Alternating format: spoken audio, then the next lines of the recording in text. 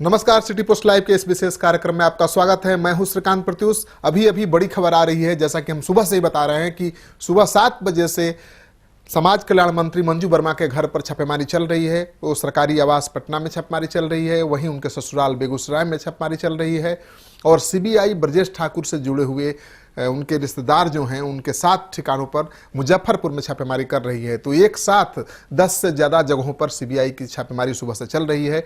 लेकिन इस बीच बड़ी खबर ये आ रही है कि मंजू वर्मा से 3 घंटे की पूछताछ के बाद भी जब सीबीआई कुछ नहीं उगलवा पाई, तब सीबीआई ने फैसला लिया है कि उनको गिरफ्तार किया जाए और सीबीआई की महिला अधिकारी मंजू वर्मा के घर पर पहुंच गई हैं। उनका पहुंचना शुरू हो गया है और ऐसा माना जा रहा है कि मंजू वर्मा किसी भी वक्त गिरफ्तार की जा सकती हैं। मंजू वर्मा पर गंभीर आरोप हैं, उनके पति का संबंध है ब्रजेश ठाकुर से, ऐसा खुलासा हुआ है। ब्रजेश ठाकुर के बालिका गृह में वो जाते थे जहां पर 34 लड़कियों के साथ बलात्कार की घटना हुई है। ये आरोप लगाया था वहां के सीपीओ बाल सुरक्षा अधिकारी की पत्नी ने, जो अभी जेल में है खुद, और उसकी पत्नी ने कहा था कि लड़कियों ने जो खुलासा किया था कि यहाँ बड़े पेट वाले अंकल जो आते हैं वो कोई और नहीं है बल्कि समाज कल्याण मंत्री मंजू वर्मा के पति हैं।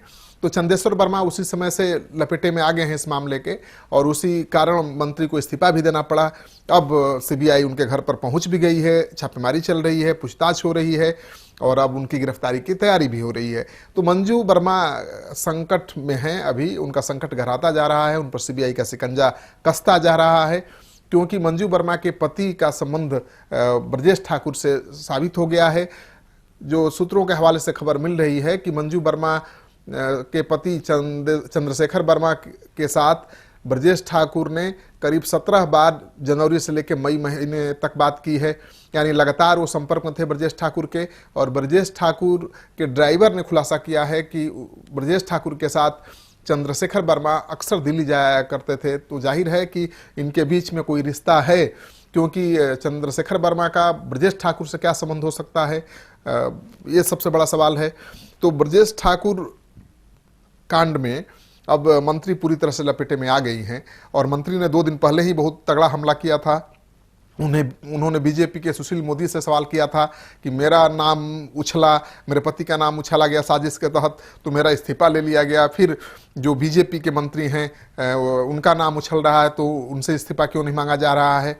फिर मंत्री ने जवाब दिया कि आप अपना संयम मत खोइए, अपना आपा मत खोइए, आवेश में आकर इस तरह का बयान मत दीजिए। मेरे खिलाफ कोई भी अगर आरोप सामने आ जाएगा तो मैं खुद कहूँगा कि मुझे सरकार बर्खास्त कर दे, मैं खुद इस्तीफा दे दूँगा, राजनीति से संन्यास ले लूँगा, मुझे फांसी पर चढ़ा दिया जाए। तो जितना सफाई देना था वो मंत्री ने दिया। तो अब ये चूँकि सीबीआई का मामला है और सीबीआई बहुत गहराई से इस मामले की जाँच पड़ताल कर रही है और जिस तरह से सीबीआई ने पूर्व मंत्री पर शिकंजा कसा है, उसके बाद अब माना जा रहा है कि अगली बारी उन आईएएस अधिकारियों की है, उन आईआरएस अधिकारियों की है जिन्होंने महत्वपूर्ण भूमिका निभाई है ब्रजेश ठाकुर के संस्थान को पैसा देने में, उन पर सरकारी धन लुटाने में। अब एक तो मामला आया ही था मुजफ्फरपुर बालिका गृह का, दूसरा मामला भी सामने आ गया है पटना में आसरा होम का। वहाँ के संचालिका मनीषा दयाल के साथ भी कई आईएएस अधिकारियों के संबंध के खुलासे हो रहे हैं। तो अब ये मामला काफ़ी तूल पकड़ता जा रहा है और हमारे पास जो सूत्रों के हवाले से खबर आ रही है कि सीबीआई बहुत जल्द ही अब कुछ आईएएस अधिकारियों को गिरफ्त में लेने वाली है, उनसे पूछताछ करने वाली है। उसमें से कई आईएएस अधिकारी तो अभी बिहार में ही पोस्टेड हैं और एक अधिकारी दिल्ली चले गए हैं।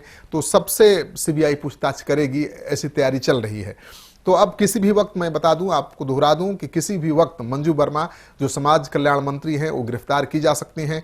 उनसे इंट्रोगेशन के लिए सीबीआई ने योजना बनाई है, क्योंकि पूछताछ में मुंह नहीं खोल रही हैं, कुछ खुलासा ही नहीं कर रही हैं। केवल एक ही जवाब उनका है कि मेरे खिलाफ, मेरे पति के खिलाफ साजिश हुई है, साजिश के तहत मुझे फंसाया गया है, इससे ज़्यादा कुछ बता नहीं रही हैं। तो अब सीबीआई ने फैसला किया है, जो सूत्रों के हवाले से खबर आ रही है, कि उनको गिरफ्तार किया जाए, उनको रिमांड पर लेकर के कड़ी पूछताछ की जाए। तो अब उनका संकट बहुत गहरा गया है और किसी भी वक्त वो गिरफ्तार हो सकती हैं, ऐसी सूचना आ रही है। हालांकि सीबीआई ने आधिकारिक तौर पर इसकी पुष्टि नहीं की है, लेकिन जिस तरह से मंत्री के घर पर सुबह से छापा चल रहा है, उनसे पूछताछ चल रही है और उसके बाद महिला सीबीआई अधिकारियों का पहुंचना शुरू हो गया है उनके घर पर, तो पूरे कयास लगाए जा रहे हैं कि अब कभी भी किसी भी वक्त मंत्री गिरफ्तार हो सकते हैं, पूर्व मंत्री। तो मंत्री की गिरफ्तारी के बाद अब बारी है अधिकारियों की। तो जब मंत्री इस मामले में दोषी है और उसका इस्तीफा हो सकता है, तो फिर जो अधिकारी इसके लिए दोषी हैं, क्योंकि सब काम सारी प्रक्रिया तो उन्होंने ही पूरा किया है, वो भी कैसे बचेंगे। तो सीबीआई के रडार पर 4 क्लास 1 अफसर हैं और उनसे भी बहुत जल्द ही सीबीआई पूछताछ करेगी। हालांकि उसके पहले वो मंत्री से जांच पड़ताल कर लेना चाहती है कि कहां तक मंत्री की भूमिका रही है और कहां तक अधिकारियों ने इसमें षड्यंत्र करके सरकारी खजाने को लुटाया है, और कहां तक जो बालिका गृह है उसमें महारेप कांड के लिए नेता और अधिकारी जिम्मेवार हैं। तो ये बहुत मामला अब आगे तेजी से बढ़ रहा है और उम्मीद की जा रही है कि चूंकि सुप्रीम कोर्ट, हाई कोर्ट की निगरानी में ये जांच चल रही है, तो सीबीआई चाहती है कि जल्द से जल्द इस मामले का उद्भेदन करे, और बहुत तेजी से सीबीआई काम कर रही है इस मामले पर। तो सुबह से ही हम बता रहे हैं आपको, सुबह से जानकारी दे रहे हैं कि 9 जगहों पर सीबीआई के छापे चल रहे हैं एक साथ, और अब मंत्री की गिरफ्तारी की तैयारी भी चल रही है। तो जैसे ही कोई लेटेस्ट खबर आएगी हम आपको अपडेट करते रहेंगे।